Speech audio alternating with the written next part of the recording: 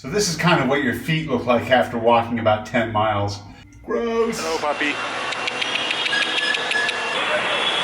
I don't think I've ever spent as much time as I have today weaving in and out of people. This place is nuts. There are donkeys everywhere, goats eating, peppers laying on the ground, big piles of peanuts. And it's beautiful out. It's really, really cool here. It's a really great day for a walk. This is a road that on the other side is clearly marked for pedestrians only, but obviously people ignore it.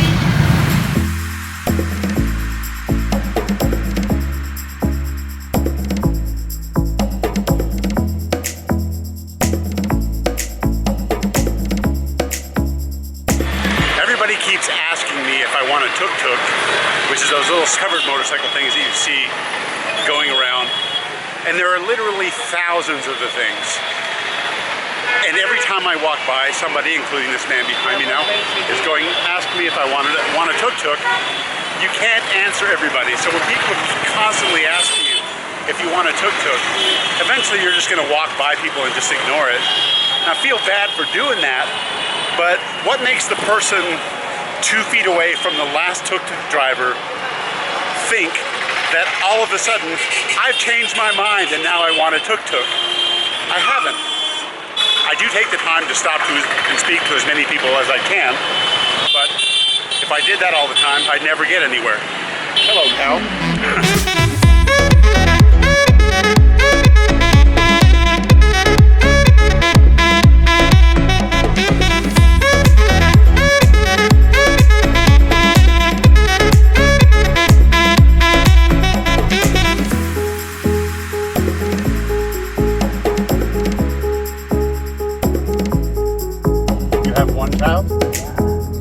Boy or girl?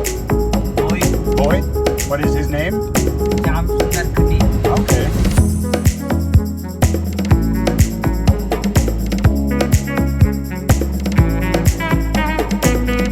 Right now I'm heading to the Jantar Mantar Observatory. It's about a 0.2 mile walk from here, and every walk you do in this city is like walking through a nightmare. So the Jantar Mantar Observatory was built in the 1700s. Not that you can hear me because of all the horns blowing for no reason. And it purportedly has the world's largest sundial that can measure time to within half a second. So we'll see more about that when we get there. There are bikes everywhere. Looks like the line is pretty long here. So I'm guessing that means it's really good, free, or there's a school trip. My guess is school trip. Hello. 1 ticket for Jantar Mantar, foreign tourist.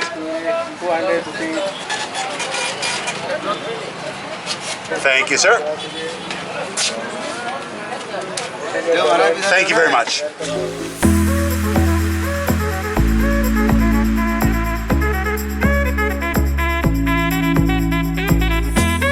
Having a little bit of trouble figuring out the significance of this place. I don't know where the sundial is. I'm guessing that's it right there, but I can't tell what it's reflecting on, where the sun is going. I'm not really sure how this works. Is this the sundial? I have no idea. There was a guide outside that said I'd need a guide in order to understand it. Maybe he was right, but he also wanted 500 rupees and I wasn't paying that, so I'll figure out what a sundial is, I'll figure out where it is, and I'll figure out what it does. Just to clarify, I know what a sundial is.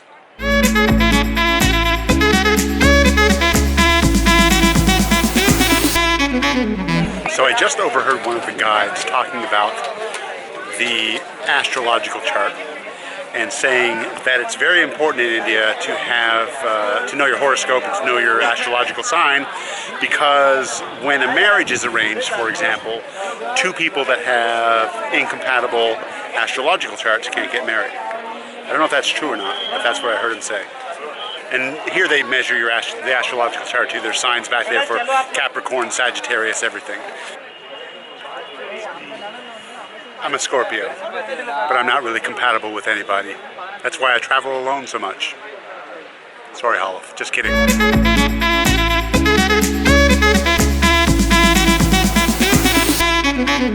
Sort of takes the fun out of it, doesn't it? Yeah, it does. I'm not letting you climb on it. This huge tree is just growing out of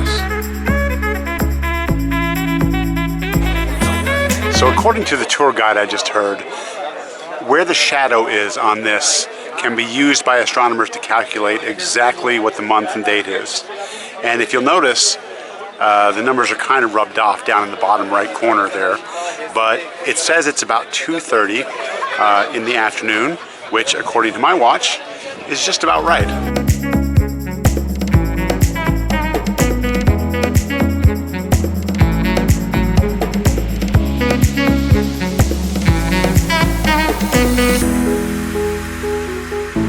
So basically this time of year, this one doesn't do anything, but in the summer it does.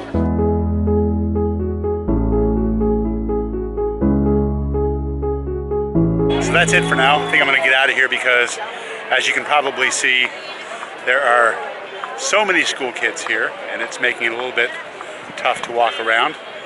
And quite honestly, the sun is getting a bit hot.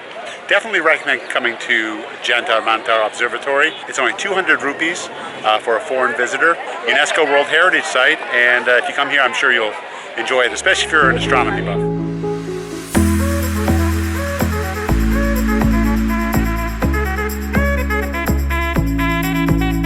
It's totally crazy here.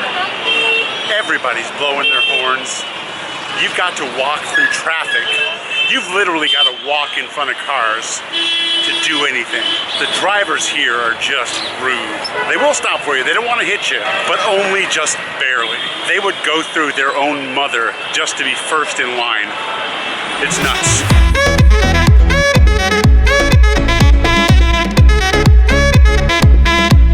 I could have taken an Uber. But that was a lot more fun, don't you think? This place is nuts. I love it.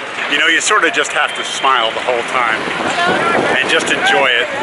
Because if you didn't, you would get so frustrated and you'd be so fearful of all this that you wouldn't even be able to go out of your hotel room. Of course, the worst thing about smiling is that it's so dusty here that you get a lot of dust in your teeth.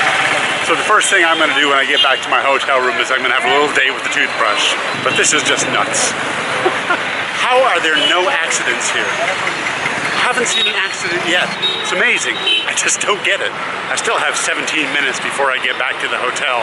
So if you do see this video, it means I'm either safe and made it, or Halef has found some way to get the video from it being returned with my remains or something. I made it back to my hotel in one piece after 50 minutes of walking at about 4 kilometers through nightmarish traffic. I have put about 20,000 steps on them today, so they're a little bit sore. I'll tell you, it's a real trial to do this. So this is kind of what your feet look like after walking about 10 miles. You have the whiteness of my feet, then you have that little disgusting ring where your sock ended, and then the dust kind of goes up your leg. So I guess I'm going to be having another shower before I go out later. Gross!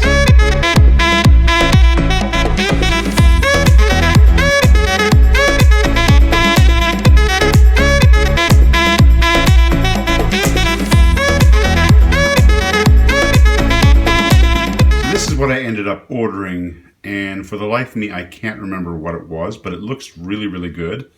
I got some naan. Looks like I've got a couple of sauces there. I don't know what this is, but it looks like kimchi, although it's not kimchi because it's India. It looks like it has some paneer in it, onions, some lettuce. It's really, really tasty, and it's meant to be eaten with the naan. I wanted to switch out cameras, so I sat down right there for just a minute. And the guard actually was right behind me and just started blowing on his whistle. And he come over and told me, no sitting. I mean, he could have just come over and told me, but no, he had to scare the shit out of me by blowing his whistle. But I'm not sitting there anymore. When I was in Iran earlier this year, I was talking with my tour guide in Tehran, just having a conversation about democracy and the difference between the United States, Canada, and Iran. And he told me, and he was kind of half joking, but I actually actually believe he was fairly serious too. He said, because the traffic is terrible there. He said, Michael, he said, how can you expect Iran to have democracy and follow those rules when they can't even follow simple traffic rules? And we had a good laugh at that. And I didn't agree with that, but I sort of saw where he was coming from. But here I am in India right now. The traffic is just about as bad. And India is the largest democracy in the world. So come on, Iran. India did it. You can too. This video is probably going to be banned in Iran. Ouch.